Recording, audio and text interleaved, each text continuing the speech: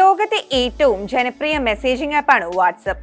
ഇപ്പോഴിതാ ഏറ്റവും കൂടുതൽ വാട്സപ്പ് ഉപയോക്താക്കളുള്ള രാജ്യങ്ങളിലൊന്നായ റഷ്യയിൽ വാട്സപ്പ് നിരോധിക്കാനൊരുങ്ങുന്നു എന്ന വാർത്തയാണ് പുറത്തുവരുന്നത്. കഴിഞ്ഞ ദിവസം വാട്സപ്പിനോട് ഇതുമായി ബന്ധപ്പെട്ട നിർദ്ദേശം റഷ്യൻ പാർലമെന്റിന്റെ അധോസഭയായ ഇൻഫോർമേഷൻ ടെക്നോളജി കമ്മിറ്റിയുടെ ഡെപ്യൂട്ടി ഹെഡ് ആന്റൺ ഗൊറെൽകിൻ നൽകിയതായി റോയിട്ടേഴ്സ് റിപ്പോർട്ട് ചെയ്തിരുന്നു. നേരത്തെ ഫേസ്ബുക്കും ഇൻസ്റ്റാഗ്രാമും റഷ്യയിൽ നിരോധിച്ചിരുന്നു. ഇതിന് പിന്നാലെയാണ് ഇപ്പോൾ വാട്സപ്പും. മറ്റ് മെസ്സേജിംഗ് ആപ്പുകൾക്ക് പകരം സ്വയം ഒരു തദ്ദേശീയ ആപ്പ് വികസിപ്പിക്കാനാണ് റഷ്യയുടെ ശ്രമം.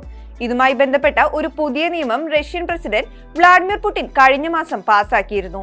പൗരന്മാർ തമ്മിലുള്ള ആശയവിനിമയത്തിനുള്ള ഒരു മാർഗമായി മാത്രമല്ല, സർക്കാർ സേവനങ്ങളുമായി സംയോജിപ്പിക്കുന്നതാണ് ഈ നിയമം. റഷ്യയിൽ 68% പേരും ദിവസവും ഉപയോഗിക്കുന്ന സോഷ്യൽ മീഡിയ പ്ലാറ്റ്ഫോം കൂടിയാണ് വാട്സപ്പ്. 15 കോടിയോളമാണ് രാജ്യത്തെ ജനസംഖ്യ.